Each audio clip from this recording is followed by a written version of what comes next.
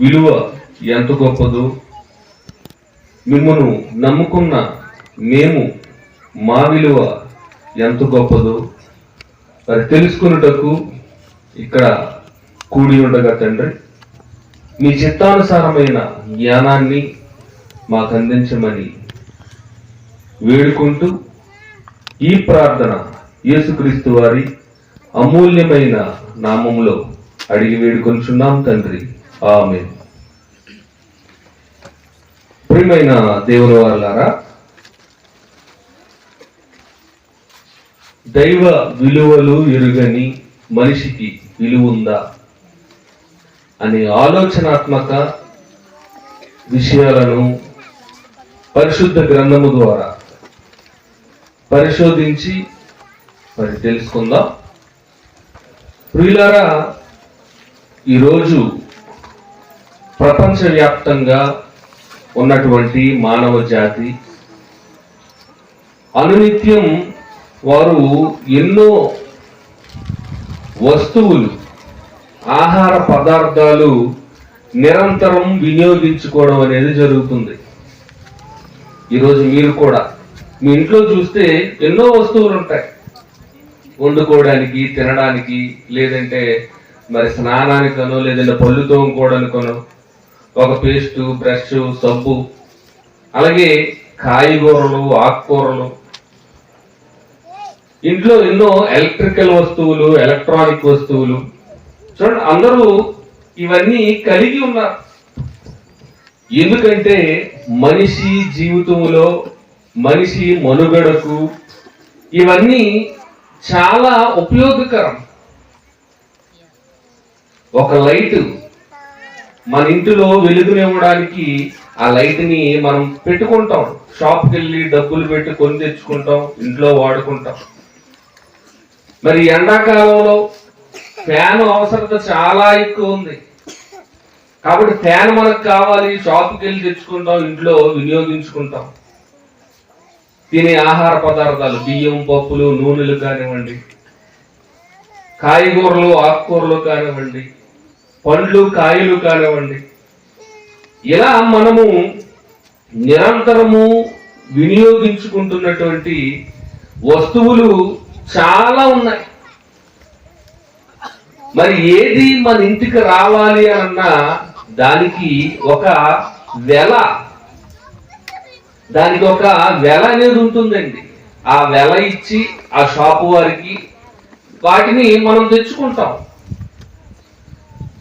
ఈ భూమి మీద ఏ వస్తువు మనకు దొరకాలి అన్నా దానికంటూ ఒక వెల ఉంటుంది. దాన్ని తయారు చేసిన వారు కానివ్వండి, లేదా దానిని పండించిన వారు కానివ్వండి, దానికి ఇగో మేము ఇంత వెల నిర్ణయిస్తున్నాం. ఇగో నువ్వు ఒక ఫోన్ కొనుక్కుంటున్నావంటే ఆ ఫోన్ వెల ఎంత, ఒక 20,000 రూపాయలు.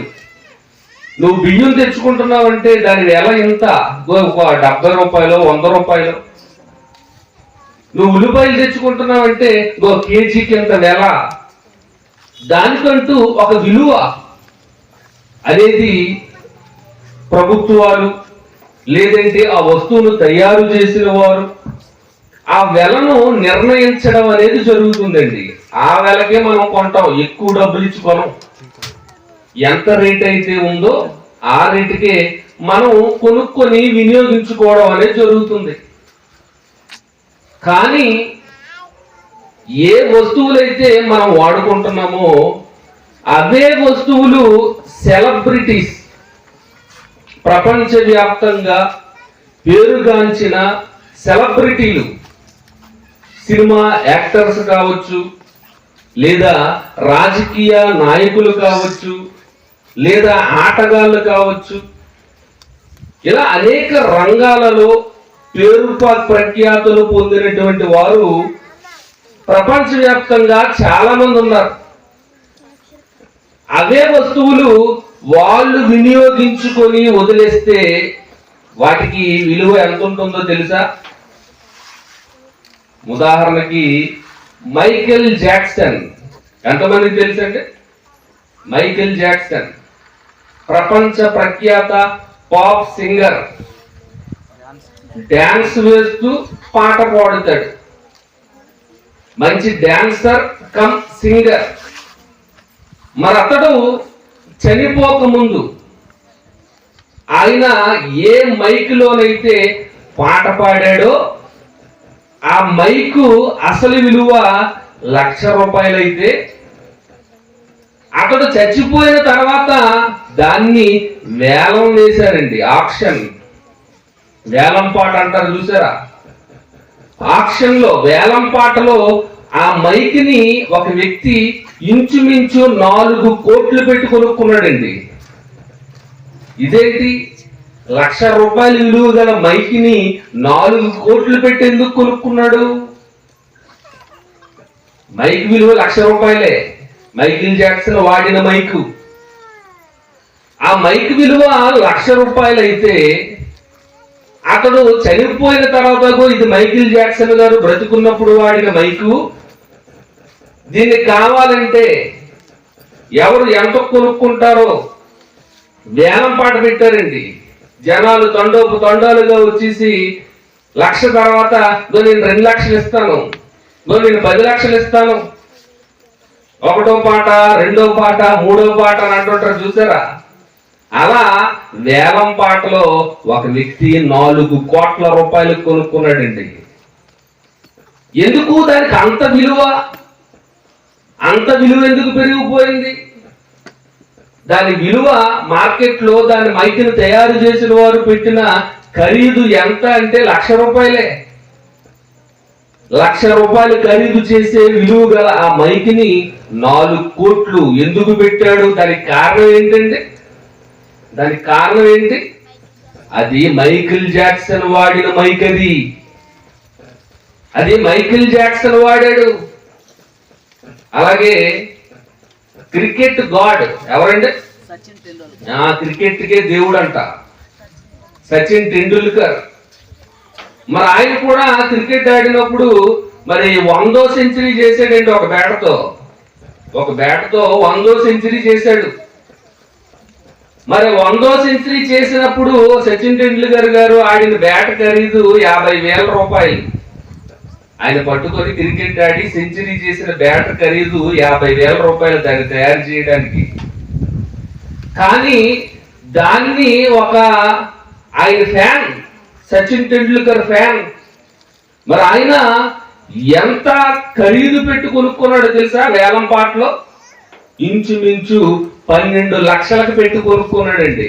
₹50,000 బయట 12 లక్షలకు ఎందుకు కొనుక్కున్నాడు? ఏంటి దానికి కారణం ఏంటి? అది సచిన్ టెండూల్కర్ వాడిన బ్యాట్.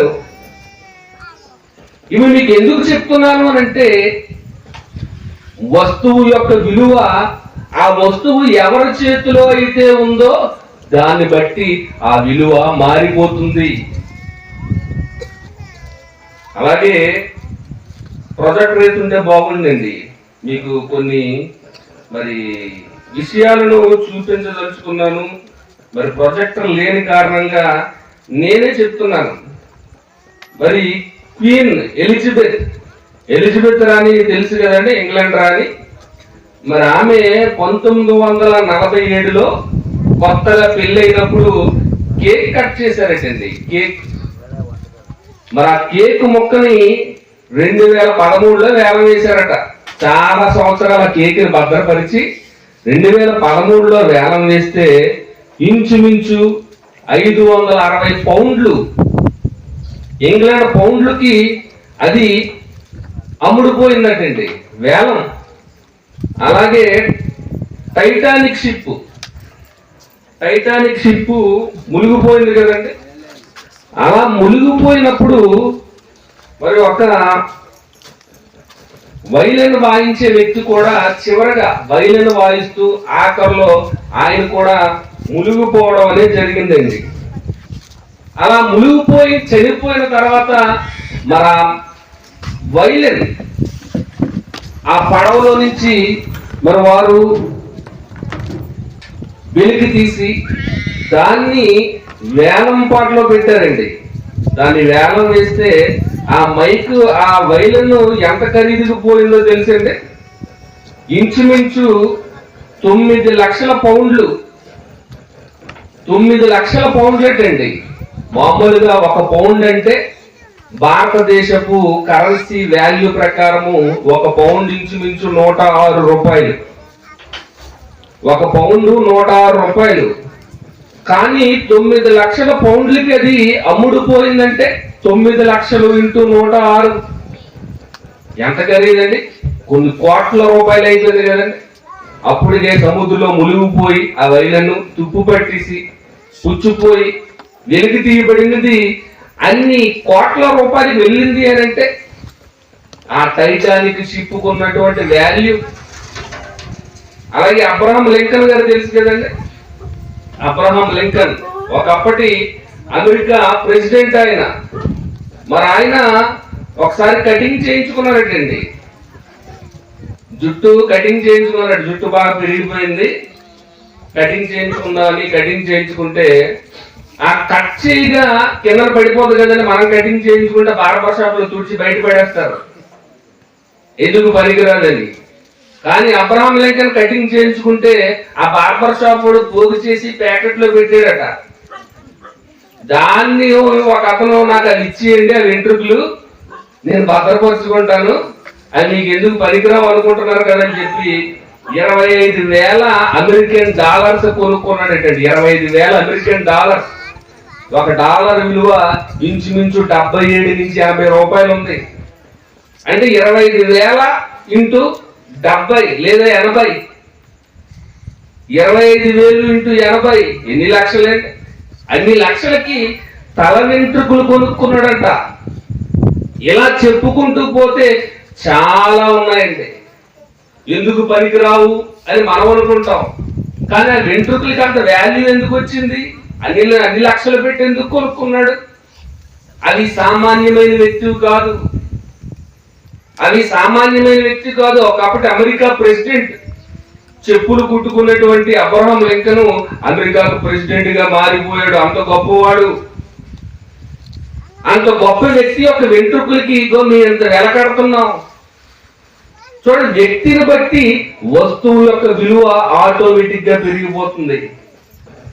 అలాగే కొంతమంది వాడిన కంట్రాయర్లకు కూడా వాల్యూ ఉంటుందండి. సెలబ్రిటీలు వాడినవి, వాళ్ళు వాడి పడేసిన రుమాళ్ళు చూడండి. ఇలాంటి వాటికి వేలం పాటలు.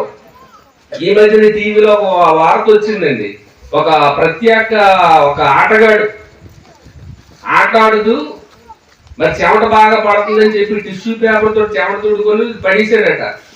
దాన్ని కూడా వేలం వేసారటండి. అది కూడా కొన్ని లక్షలకి వెళ్ళిపోయిందట. ఈ మధ్య టీవీలో వచ్చింది వార్త. చూడండి, ఎందుకంటే గొప్ప ఆటగాడు అతను. ఇలా ఆటగాళ్ళు, సింగర్స్, డాన్సర్స్, సినిమా యాక్టర్లు, హీరోలు, హీరోయిన్లు, రాజకీయ నాయకులు, వ్యాపారవేత్తలు, ఇలా ఎవరెవరైతే గొప్పవారుగా పేరు ప్రఖ్యాతలు సాధించారో అలా సాధించిన వాడిన వస్తువులు చాలా విలువగలవిగా సమాజంలో వేలంపాట్లో ఎక్కువ వెలకి అమ్ముడుపోతున్నాయి. వాస్తవానికి ఆ వస్తువుకి అంత విలువ లేదు, కానీ ఆ వ్యక్తి వాడాడు కాబట్టి, ఆ సెలబ్రిటీ వాడాడు కాబట్టి ఆయనకంత ఆ వస్తువుకి అంత వాల్యూ వచ్చేసింది. ఈ మధ్యకాలంలో ఒక ఇంటర్వ్యూ చూశానండి. ఎవరిదేంటో ఒక కారు డ్రైవర్ది. మామూలుగా కారు డ్రైవర్లు ఇంటర్వ్యూ తీసుకుంటారండి. ఎవరైనా కారు డ్రైవర్ దగ్గరికి వెళ్ళి, లేదంటే ఇంట్లో పని చేసే వాళ్ళకి పని మనుషుల దగ్గరికి వెళ్ళి, లేదా తోటమాల దగ్గరికి వెళ్ళి ఇంటర్వ్యూలు చేస్తారు ఎవరైనా? సహజంగా ఎవరు చేయరు, పట్టించుకోరు. కానీ ఆ కారు డ్రైవర్ దగ్గరికి ఎందుకు వెళ్ళాడు అని అంటే, అతను అల్లు అర్జున్ కారు డ్రైవర్ అట. కార్ డ్రైవర్ కూడా సెలబ్రిటీయే. కార్ డ్రైవర్ దగ్గరికి వెళ్ళి మైక్ ఎట్టి ఇంటర్వ్యూ చేస్తాడు. మీకు ఎంత జీతం ఇస్తారు, ఆయన ఇప్పుడు ఎక్కడెక్కడికి తీసుకెళ్తుంటారు. చూడండి, చిరంజీవి గారి ఇంట్లో పనిచేసే తోటమాలి, ఆయన గురించి కూడా ఇంటర్వ్యూవే. తోటమాలిని ఎవరు పట్టించుకోరు, కానీ చిరంజీవి గారి దగ్గర ఉన్నాడు కాబట్టి ఆయనకి విలువ వచ్చేసింది. అతడు కూడా సెలబ్రిటీ అయిపోయాడు. అందరూ మైకులు పట్టుకుని ఆయన దగ్గరికి వెళ్ళి ఇంటర్వ్యూ తీసుకుంటున్నారు. ఎన్నాళ్ళ నుంచి పని చేస్తున్నారు, చిరంజీవి గారిని రోజు చూస్తుంటారు కదా, మీకు ఎలా అనిపిస్తుంటది? అలాగే తమ్ముళ్ళు వస్తుంటారు కదా, వాళ్ళని చూసినప్పుడు మీరు ఎలా ఫీల్ అవుతారు? చూడండి, ఇలాంటివన్నీ ప్రశ్నలు అడుగుతుంటారండి. ఎందుకు? ఆయన దగ్గర పని చేస్తున్నాడు కాబట్టి మీకు వాల్యూ. అంటే ఒక వ్యక్తి గాని ఒక వస్తువు గాని వాటి విలువ సామాన్యమైనవే అయినప్పటికీ అవి వాడే వ్యక్తులను బట్టి ఆ వస్తువుకి చాలా విలువ పెరిగిపోతుంది. వారి దగ్గర పని చేసే పని వారికి చాలా విలువ పెరిగిపోతుంది. లక్షల కోట్ల విలువ పెరిగిపోతుంది. మరి సామాన్యంగా ఈ లోక సంబంధంగా పేరు ప్రఖ్యాతులు, పెద్దవారు, గొప్పవారు, సెలబ్రిటీలుగా ఉన్న వారి దగ్గర ఉన్న వ్యక్తులకే అంత విలువ లభిస్తుంటే మరి ఈరోజు మనం అంతా ఎవరమంటే అనామకులమా? మన తండ్రి ఎవరు? సాక్షాత్తు సృష్టికర్త అయినటువంటి దేవుడు. ఆయన కనగా, ఆయన సృష్టించగా మనమంతా ఈ లోకానికి వచ్చాం. ఆయనలోని భాగాన్ని పంచుకొని మనమంతా పుట్టాం. మరి అలాంటి సర్వశక్తిమంతుడైనటువంటి దేవుని గర్భాన్ని నుంచి వచ్చిన మనకి ఈరోజు ఏమైనా విలువ ఉందా? ఏ విలువ లేదని మనం అనుకుంటున్నాం. ఏ విలువ లేదని మనం భావిస్తున్నాం. కానీ దేవుని చెంతన ఉంటే మనకి ఎంత విలువ ఉందో, మనకి ఎంత ప్రాధాన్యత ఉందో, దేవుడు మనల్ని ఎంత ఉన్నతమైన స్థితిలో పెట్టాడో ఆలోచిస్తుంటే మనం అంత గొప్పవారమా అని ఆశ్చర్యం వేస్తుందండి. అంత గొప్పవారమని మనకి ఆశ్చర్యం వేస్తుంది. కొరింథీయులకు రాసిన మొదటి పత్రిక 6వ అధ్యాయం 19-20 వచనాలు చదువుకుందామండి. పౌలు గారు కొరింథీయులకు రాసిన మొదటి పత్రిక 6వ అధ్యాయం 19-20 వచనాలు. మీ దేహము దేవుని వలన మీకు అనుగ్రహింపబడి మీలో ఉన్న పరిశుద్ధాత్మకు ఆలయమై ఉన్నదని మీరు ఎరుగరా? మీరు మీ సొత్తు కారు, విలువ పెట్టి కొనబడిన వారు. మీరు మీ సొత్తు కారు, విలువ పెట్టి కొనబడిన వారు గనుక మీ దేహముతో దేవుణ్ణి మహిమపరచుడి. మనం అందరి గురించి దేవుడు చెప్తున్నాడండి. క్రైస్తవులైన వారు అందరి గురించి దేవుడు చెప్తున్నాడు. ఏంటి అనంటే మీరు చాలా విలువ గలవారు.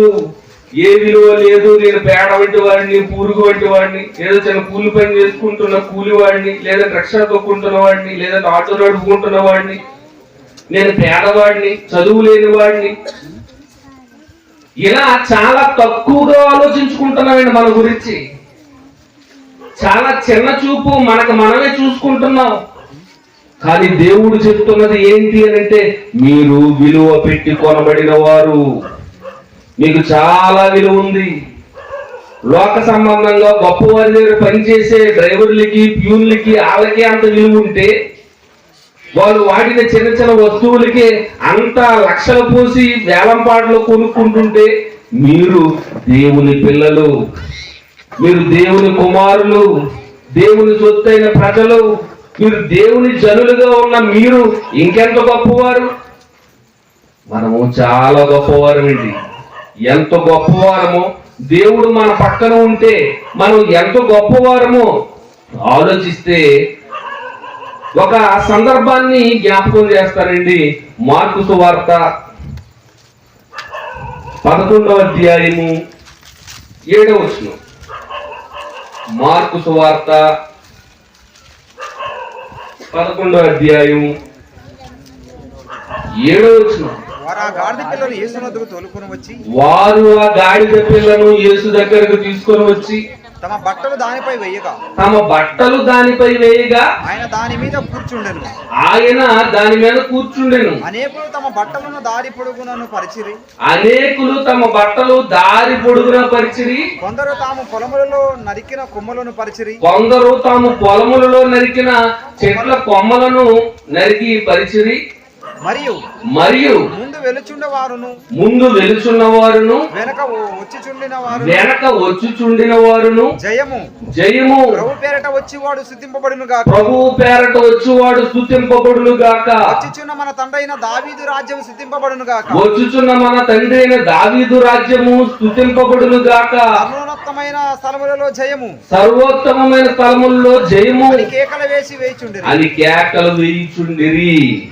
చూడండి, ఇక్కడ జరుగుతున్న సందర్భాన్ని మనం జాగ్రత్తగా ఆలోచించగలిగితే ఒక గాడిద పిల్లను తీసుకొచ్చారటండి. ఆ గాడిద పిల్ల మీద శిష్యులు బట్టలు పరిచారట, దాని మీద యేసుక్రీస్తు వారు కూర్చున్నారట. ఆ గాడిద వీధిలోంచి నడిచొస్తుంటే ఆ వీధుల్లో ఏం వేశారటండి? వీధుల్లో ఏం వేశారట? గాడిద నడుస్తుంటే వీధిలో బట్టలు పరిచారట, ఇంకా చెట్లు కొమ్మలు నరికి వేశారట. దావీదు కుమారునికి జయము జయము జయము అని కేకలు వేస్తుంటే ఆ గాడిద వీధిలోంచి బట్టల మీద నుంచి అలా నడుచుకొని వెళ్తుందంట. ఆ గాడిదకి చాలా సంతోషం అనిపించింది. అలా మరుసటి రోజు కూడా అలాగే నడిచొస్తుందంట. అప్పుడు ఆ గాడిదని ఎవరు పట్టించుకోవట్లేదట, ఎవరు బట్టలు వేయట్లేదంట, వీధుల్లో ఎవరు పరవట్లేదంట చెట్లు కొమ్మలు నరికి. ఇదేంటి, నేను వచ్చినప్పుడు శుభ్రంగా అందరూ బట్టలు పరిచారు, కొమ్మలు పరిచారు, దాని మీద నేను హాయిగా నడుచుకుంటూ వెళ్ళాను, అందరూ కేకలు వేస్తుంటే నాకు ఆనందం అనిపించింది. కానీ మరుసటి రోజు అదే వీధిలో నడుస్తుంటే నన్ను ఎవరు పట్టించుకోవట్లేదు అని ఒక గాడిద ఇంకో గాడితో చెప్పుకుంటుందంట. అప్పుడు అర్థమైంది ఏంటి అని అంటే, ఆ గాడిదకి ఆ విలువ, ఆ గాడిదకి మొదటి రోజు బట్టలు పరిచి ఆ బట్టల మీద నడిపించారు చూసారా, ఆ గాడిద కదండి నడిచింది. ఆ గాడిద ఎందుకు నడవడానికి బట్టలు కొమ్మలు పరిచారు, దానికి ఎందుకంత రెస్పెక్ట్ ఇచ్చారు గాడిదకి అని అంటే, దాని మీద ఎవరున్నారట? దాని మీద ఉన్నది యేసుక్రీస్తు వారు. దాని మీద ఉన్నది యేసుక్రీస్తు వారు. యేసుక్రీస్తు వారిని బట్టి ఆ బట్టల మీద గాడిద నడుస్తున్నా ఆ గాడిద మీద యేసుక్రీస్తు వారు కూర్చున్నారు కాబట్టి, ఆ గాడిద యేసుక్రీస్తు వారితో ఉన్నది కాబట్టి దానికి విలువ పెరిగింది. అది నడుస్తుంటే బట్టలు పొరుస్తున్నారు, కొమ్మలేస్తున్నారు, దావీదు కుమారునికి జయము జయము జయము అని కేకలేస్తున్నారు. మరుసటి రోజు ఆ గాడిద మీద యేసుక్రీస్తు వారు లేరు, ఒంటరిగా వెళ్తుంది. దానికి ఏం విలువ ఉంటది ఏంటి? దానికేం విలువ ఉంటది? ఈ సందర్భాన్ని మనం జాగ్రత్తగా ఆలోచిస్తే, యేసుతో ఉన్న గాడిదకే అంత వాల్యూ ఉంటే, యేసు కూర్చున్న గాడిద ఎంత వాల్యూ ఉంటే బట్టలు పరుస్తారు చూడండి. యేసుతో పాటు ఉంది కాబట్టి ఆ గాడిదకి విలువ వచ్చింది. బట్టలు పరిచారు, కొమ్మలు పరిచారు, కేకలు వేస్తున్నారు. మరుసటి రోజు యేసు ప్రభు వారితో రాలేదు ఆ గాడిద, ఒంటరిగా వచ్చింది, ఎవరు పట్టించుకోలేదు. యేసుతో ఉన్న గాడిదకి అంత విలువ ఉంటే మనమంతా ఎవరమి? మనమంతా విలువ పెట్టి కొనబడిన వారిని. మనకి ఏ పేరు పెట్టాడు దేవుడు? ఏ పేరు పెట్టాడండి? మనము క్రైస్తవులం, మనము క్రీస్తుని ధరించుకున్న వారం, క్రీస్తు పేరు కలిగిన వారము. ఆయన నామాన్ని కలిగిన మనకి ఎంత వాల్యూ ఉండాలి? ఆఫ్టర్ ఆల్ గాడిదికి అంత వాల్యూ ఉంటే యేసు పక్కన ఉన్నందుకు, మనం యేసు పక్కన లేవు. మనం ఏం చేస్తున్నామో గలతీ పత్రికలో చెప్తున్నాడు చూడండి. గలతీ పత్రిక 3వ అధ్యాయం, గలతీ పత్రిక 3వ అధ్యాయము 24వ వచనం. కాబట్టి మనము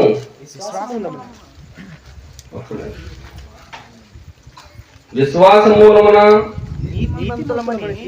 నీతిమంతులమని తీర్చబడినట్లు 27 చదవండి దయచేసి.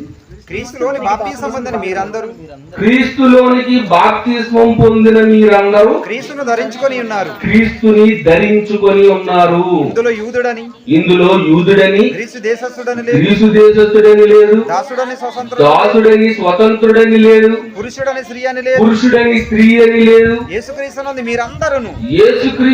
మీరందరూ ఏకముగా ఉన్నారు.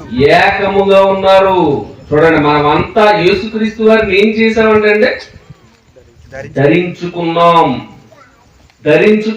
అని అంటున్నాడు. కానీ గాడిద యేసుక్రీస్తు వారిని ధరించుకోలేదు.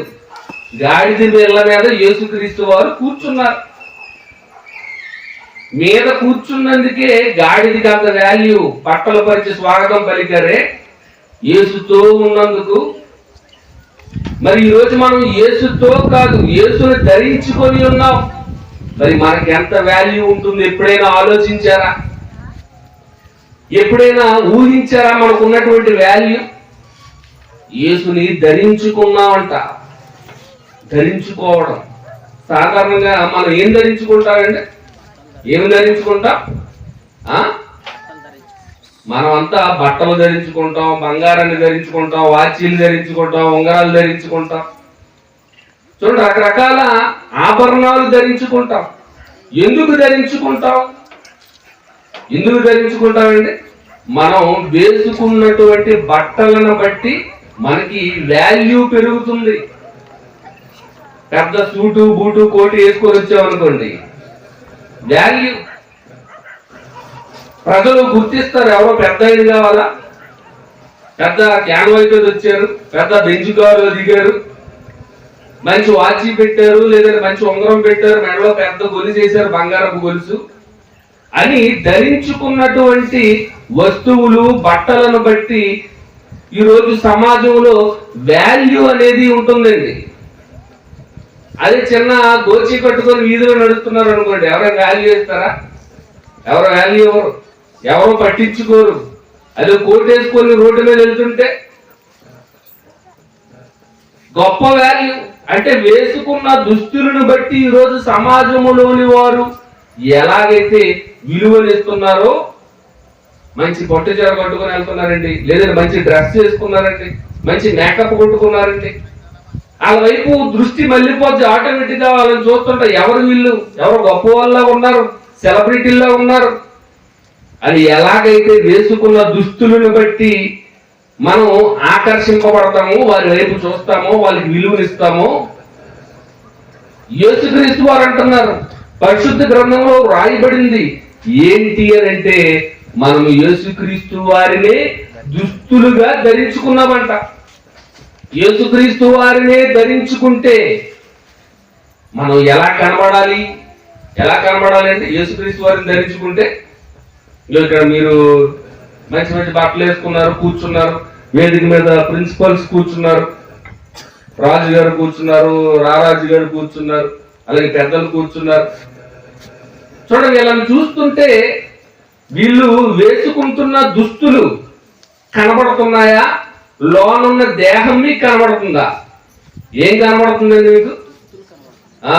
నేను కోట్ వేసుకున్నాను, షర్ట్ వేసుకున్నాను, ప్యాంట్ వేసుకున్నాను, పైన వేసుకున్న దుస్తులే నీకు కనబడుతున్నాయి తప్ప లోన నా 6 ప్యాక్ బాడీ ఉందా, ఫ్యామిలీ ప్యాక్ ఉందా, లేదంటే ఏమైనా మచ్చలు ఉన్నాయా, గజ్జి ఉందా, అదేం కనబడుతుందండి? అదేం కనబడుతున్నాయా? ఎవరికి కనబడవు? స్పందించండి. మీరు అలా సైలెంట్ ఉంటే ప్రశ్నలు వేసినప్పుడు చెప్పాలి. నేను వేసుకుంటున్న బట్టలు మీకు కనబడుతున్నాయా తప్ప లోన ఉన్నటువంటి నా శరీరము మీకు కనబడట్లేదు. ఇది ఎంత వాస్తవమో, మీరు వేసుకుంటున్న మీ పై బట్టలే మాకు కనబడుతున్నాయి, మీ లోన ఉన్నటువంటి శరీరం కానీ, లోన ఉన్నటువంటి అవయవాలు కానీ మాకు ఏమి కనబడట్లేదు. మీరు పైన దుస్తులు వేసుకున్నారు, మీరు ధరించుకున్న ఆభరణాలే కనబడుతున్నాయి, మీరు ధరించుకున్న షర్టు ప్యాంటులే కనబడుతున్నాయి, మీరు ధరించుకున్న చీరే కనబడుతుంది మాకు. చూడండి, ఏది ధరించుకుంటే అది కనబడాలి. మరి ఈరోజు క్రైస్తవులంతా, క్రీస్తులోనికి బాప్తీసం తీసుకున్న వారంతా ఎవరిని ధరించుకున్నారంటే క్రీస్తుని ధరించుకున్నారంట. అంటే మనలో ఎవరు కనబడాలి? మనం కనబడకూడదండి. మనలో ఎవరు కనబడాలి? క్రీస్తు కనబడాలి. మనం ఏం ధరించుకున్నామో అదే మానవ నేత్రాలకి, మరి ఎదురుగా ఉన్న వారికి ఎలాగైతే మనం ధరించుకున్న దుస్తులు కనబడుతున్నాయో అలాగే మనం క్రీస్తుని ధరించుకున్నాం. బాప్తీసం పొందిన మరుక్షణమే క్రీస్తుని ధరించుకున్నాం.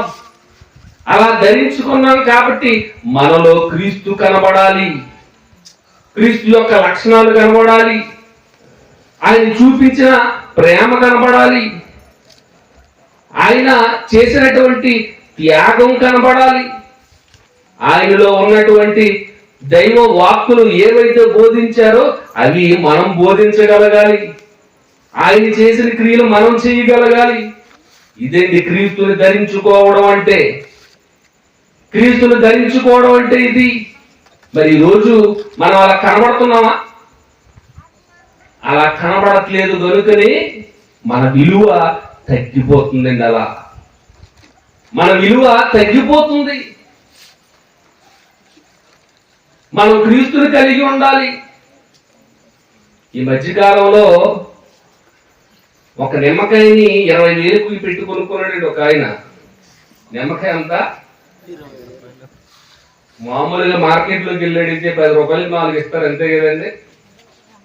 మార్కెట్లోకి వెళ్తే 10 రూపాయలకి 4 ఇస్తారు. కానీ 20,000 రూపాయలు పెట్టి కొనుక్కున్నాడు నిమ్మకాయ. ఎందుకు అని అంటే అది దేవుని దగ్గర పెట్టిన నిమ్మకాయ అండి. యూట్యూబ్లో కొడితే ఫస్ట్ అదే వస్తుంది.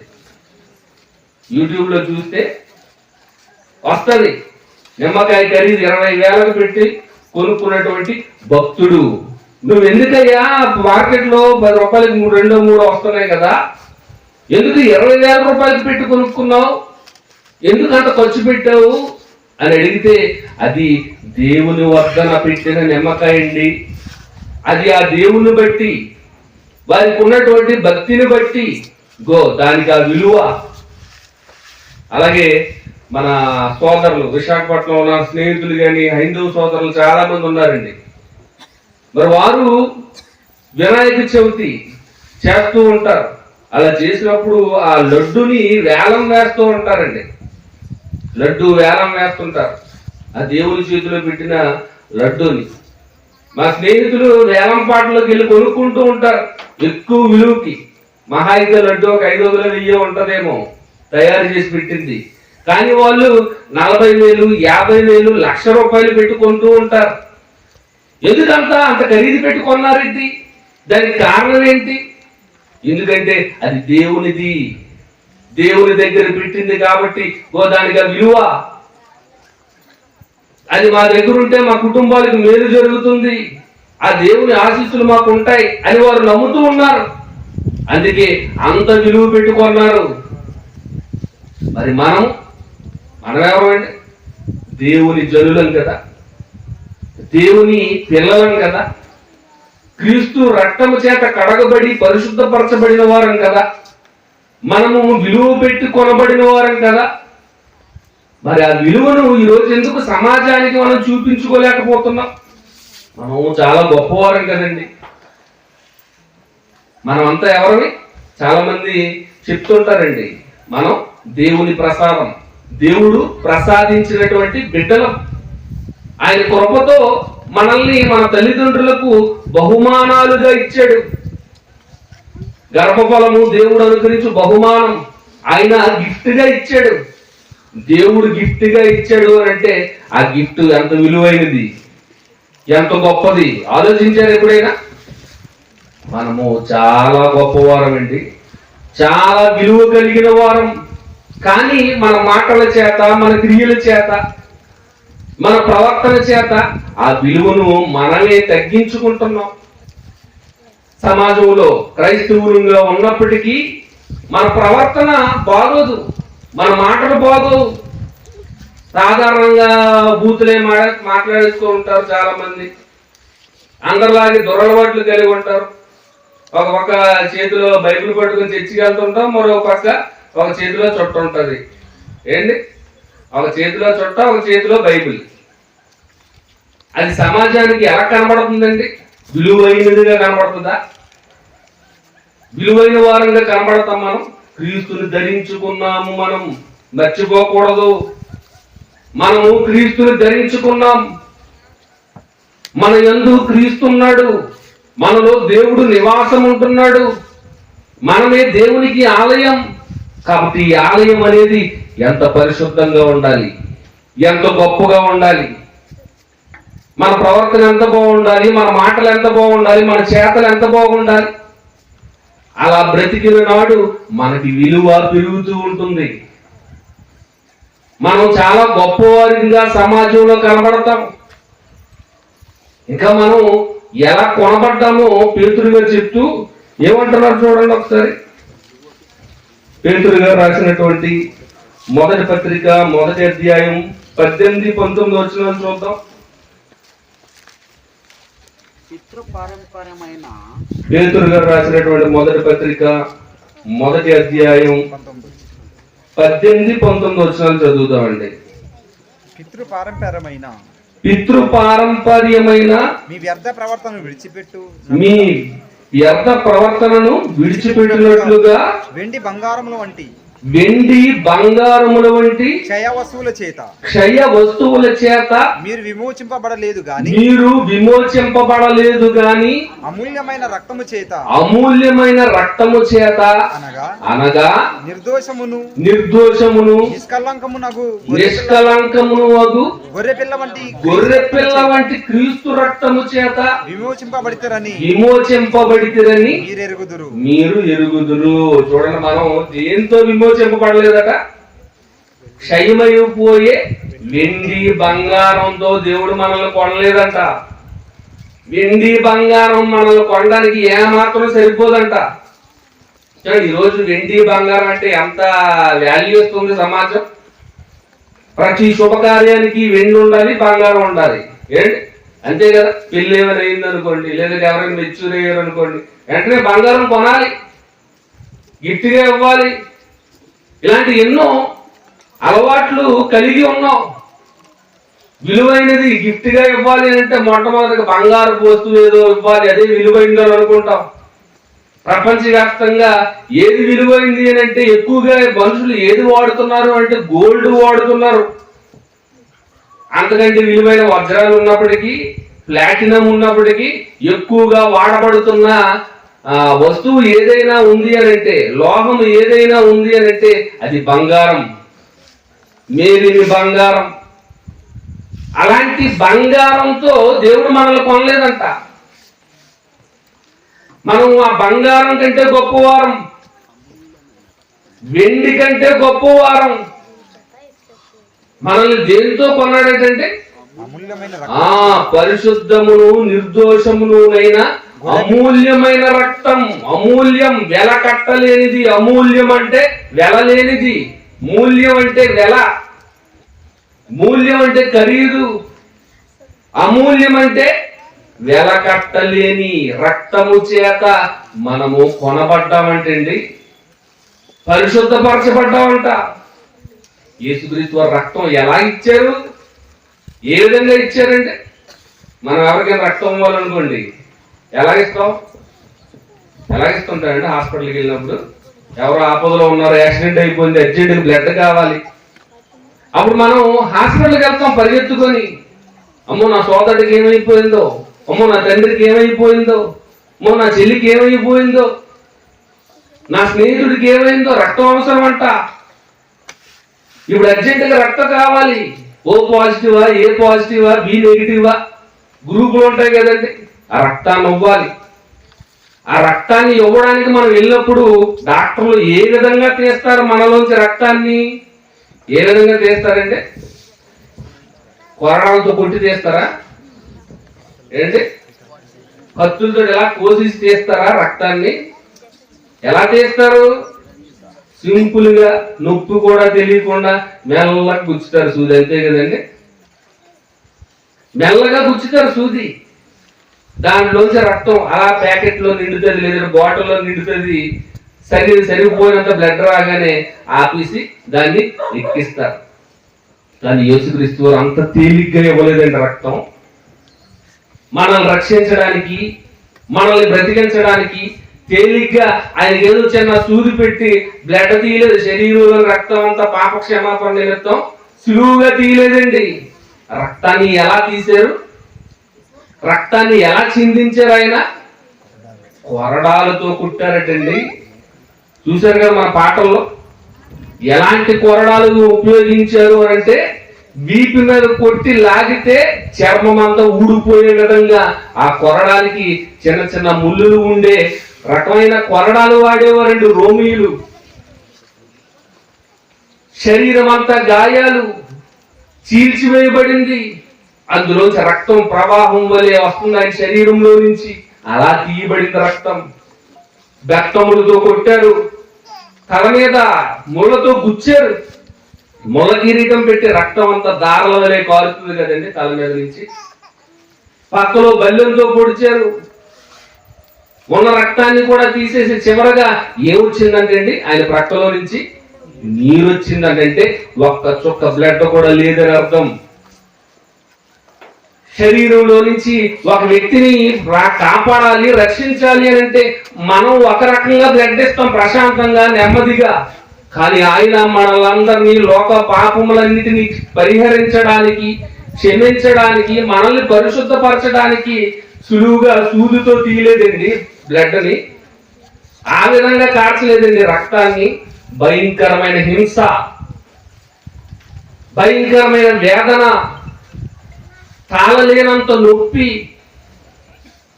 కేకలు, ఎన్నో ఆర్తనాదాలు.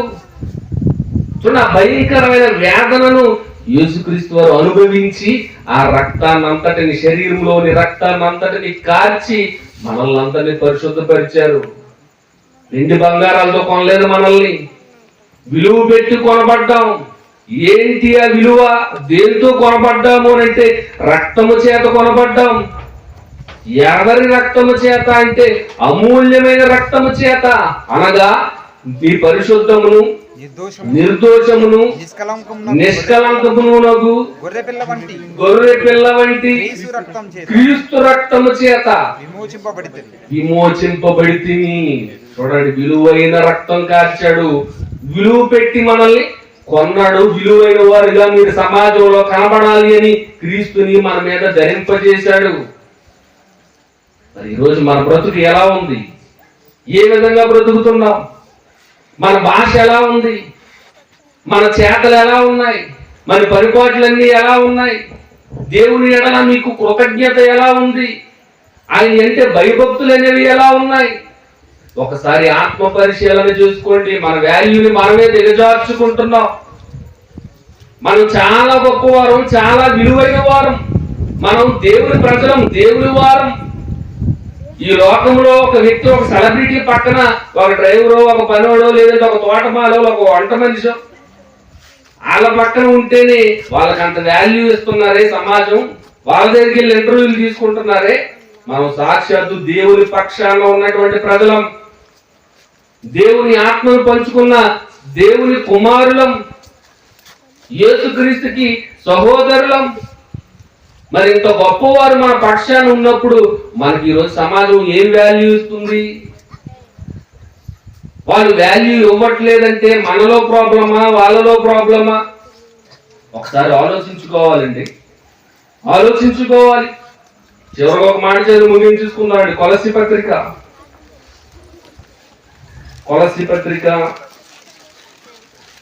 3వ అధ్యాయం 17వ వచనం, 12 నుంచి 14 చదువుతారండి. కొలస్సీ పత్రిక 3వ అధ్యాయం 12 నుంచి 14 చదవండి. కాగా దేవుని చేత ఏర్పరచబడిన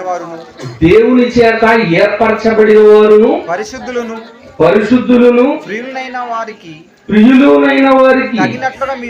తగినట్లుగా మీరు జాలిగల మనస్సును, దయాళుత్వమును, వినయమును, సాత్వికమును, దీర్ఘశాంతమును ధరించుకొనుడి. చూడండి, క్రీస్తుని ధరించుకోవడం అంటే ఏం ధరించుకోవాలట? ఈ లక్షణాలన్నీ పరిశుద్ధులను, ప్రియులైన వారికి తగినట్లుగా. పరిశుద్ధులు మనం అంతా ఎవరు అంటే పరిశుద్ధులం, క్రీస్తు రక్తము చేత పవిత్రపరచబడిన వారం. పౌలు గారు పత్రికలు రాస్తూ అనేక పత్రికలలో పలానా కొరింథీలో ఉన్న పరిశుద్ధులకు, కొలస్సీలో ఉన్న దేవుని సంఘమైన పరిశుద్ధులకు, ఈరోజు ఉరుకుందులో ఉన్నటువంటి పరిశుద్ధులకు, దేవుడు చెప్తున్న మాట, పరిశుద్ధులను ప్రియులైన వారికి తగినట్లుగా జాలి గల మనసు, మీరు ఎలాంటి మనసు కలిగి ఉండాలంటే జాలి కలిగిన మనసు కలిగి ఉండాలంట. దయాలుత్వమును, జాలి, ఈరోజు జాలి పడాలంటండి. ఎవరైనా ఆపదలు ఉంటే ఆదుకోవాలి.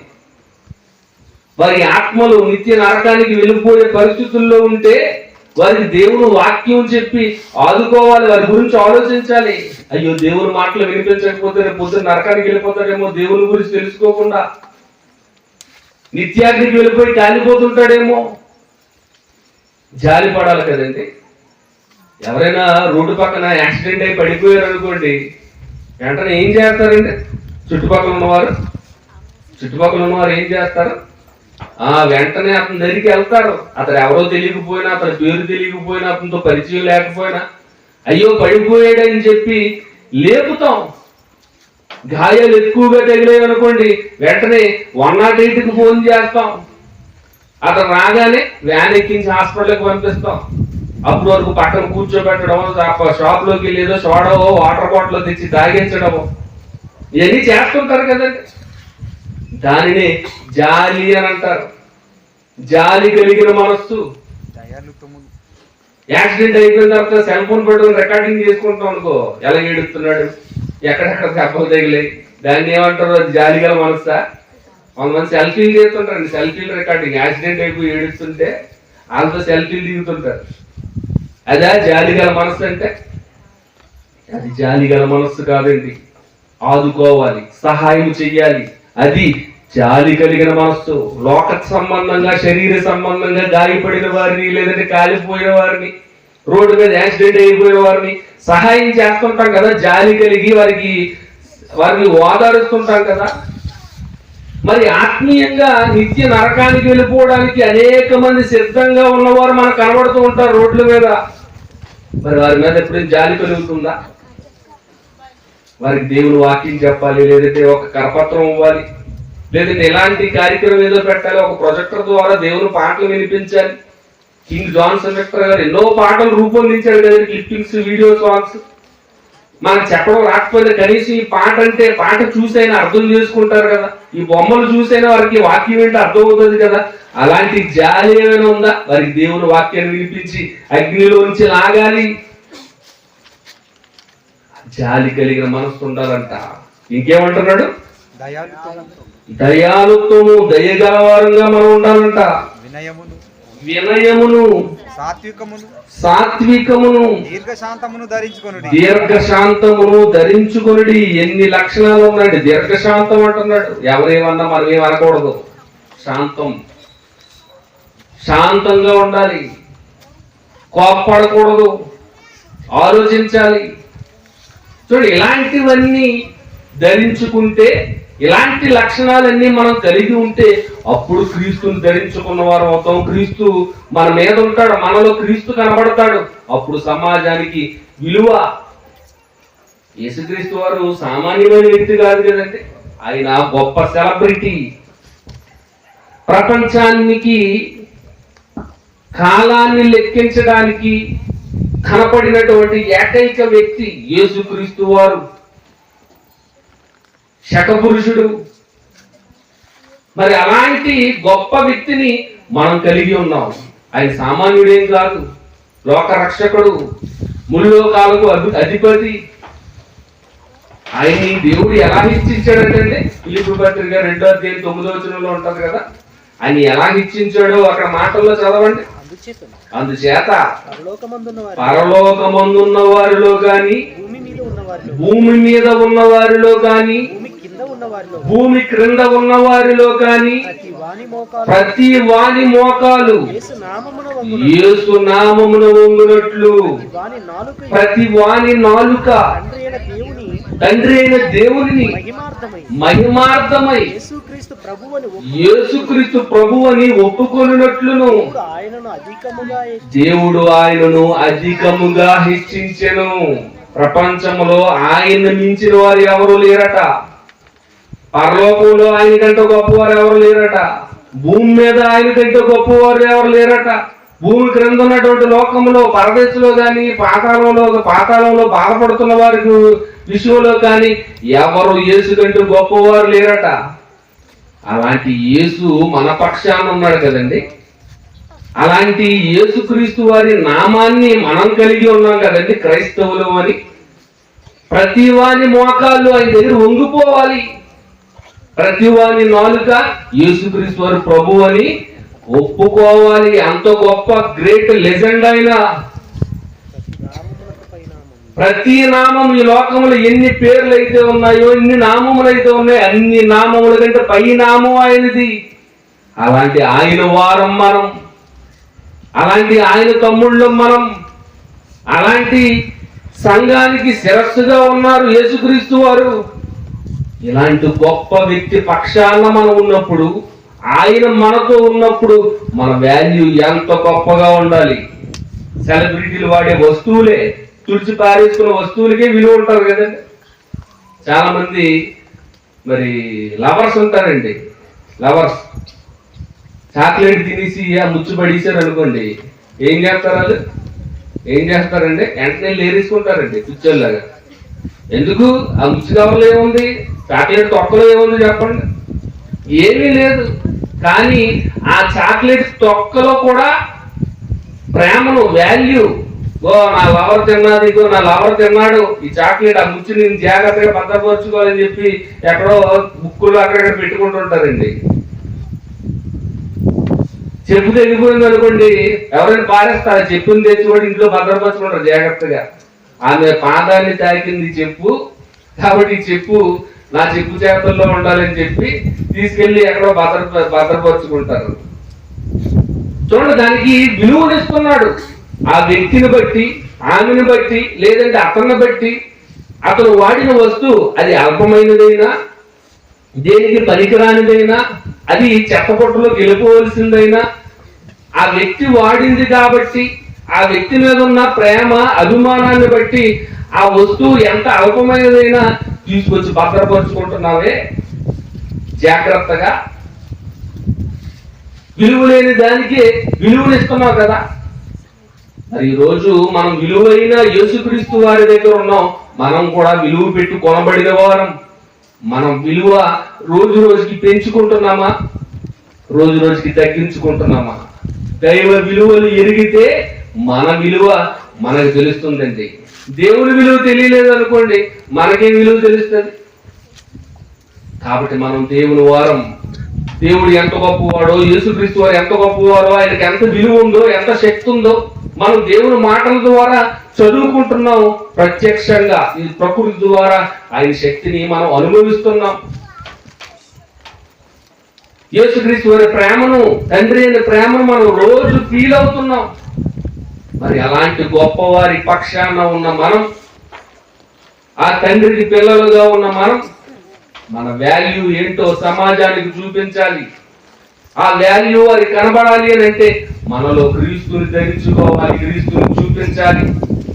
కాబట్టి ఈ రకంగా మీరంతా బ్రతకాలని కోరుతూ నా మాటలు ముగిస్తున్నాను. ముగింపు ప్రార్థన చేసుకొని ముగించేసుకుందాం.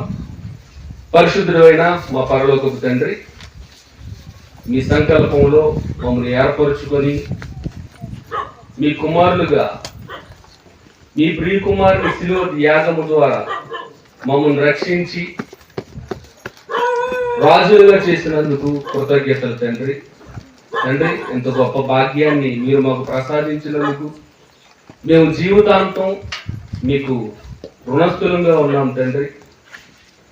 మరి దేహంతో మీ కార్యక్రమాలు చేస్తూ, మీ మాటలు చెప్తూ, సువార్త పరిచర్యలో మేమంతా ఉంటూ, ఈ దేహముతో మిమ్మల్ని మహింపరిచి మీరు మాకు అందించిన ప్రేమను, త్యాగాన్ని కొద్దిగైనా మేము మా పక్షాన మేము చూపగలుగుటకు మాకు సహాయాన్ని దయచేయండి తండ్రి. మరి ఈరోజు ఈ కార్యక్రమం ఏర్పాటు చేసినటువంటి మరి చక్రి వారి కుటుంబం నిమిత్తం, మరి వారి కుమారుడు జీవన్ బాబుకి ఇచ్చినటువంటి నూతన సంవత్సరం నిమిత్తం మీకు కృతజ్ఞతలు తెలియజేసుకుంటున్నాం తండ్రి. ఆ కుమారునికి, ఆ కుటుంబానికి మంచి ఆరోగ్యాన్ని, ఆయుష్ను ప్రసాదించండి. మీ యొక్క కాపుదలను వారికి భద్రపరచండి. మరి వారు చేయించిన పరిపాట్లన్నిటిల్లో వర్ధిల్లినట్లు కృపను చూపండి. మరి ఇక్కడ స్థానికంగా కళాశాల మరియు సంఘాన్ని నడిపిస్తున్నటువంటి మరి అబ్రహాం గారి నిమిత్తం ప్రార్థిస్తున్నాం తండ్రి. మరి ఆయన ఎంతో కాలంగా ఇక్కడ పరిచర్య చేస్తూ ఆత్మలను రక్షించే పనిలో నిరంతరం శ్రమిస్తుండగా తండ్రి మీ యొక్క తోడ్పాటును ఆయనకు ప్రసాదించండి. మరి ఎక్కువగా మీ కొరకు పనిచేయటకు మంచి ఆరోగ్యాన్ని ప్రసాదించండి. మరి పరిసర ప్రాంతాల్లో పనిచేస్తున్నటువంటి నా తోటి ప్రిన్సిపాల్స్ అయిన వారు, కోఆర్డినేటర్స్ అయిన వారు, ఏఐటిసి పెద్దలు వారందరూ ప్రార్థిస్తున్నాం తండ్రి. అందరూ సమిష్టి కృషితో ఐక్యతతో మీ కార్యక్రమాలన్నీ జరిగించి మీ ప్రేమను అనేకులకు పంచగలుగుటకు సహాయాన్ని దయచేయమని వేడుకుంటూ మరి రేపు ఎల్లుండి జరగబోయే కార్యక్రమాలు, అలాగే 13వ తేదీన జరగబోయే కార్యక్రమం విజయవంతంగా జరుగుటకు మీ మహిమార్గమే జరుగుటకు సహాయాన్ని దయచేయండి. మరి మీ చిత్తమైతే వాతావరణాన్ని అనుకూలపరచమని వేడుకుంటూ ఈ ప్రార్థన మీ ప్రియ కుమారుడు మా రక్షకుడైన యేసుక్రీస్తు వారి అమూల్యమైన నామంలో అడిగి వేడుకొంచున్నాం తండ్రి. ఆమేన్. మా తండ్రి అయిన దేవుని ప్రేమ, ఆయన ప్రియ కుమారుడైనటువంటి యేసుక్రీస్తు వారి కృప, పరిశుద్ధాత్మ దేవుని అన్యోన్య సహవాసము ఇప్పుడు ఎల్లప్పుడూ సదాకాలము మనందరికీ తోడై ఉండి నడిపించును గాక. ఆమేన్. అందరికీ వందనాలు.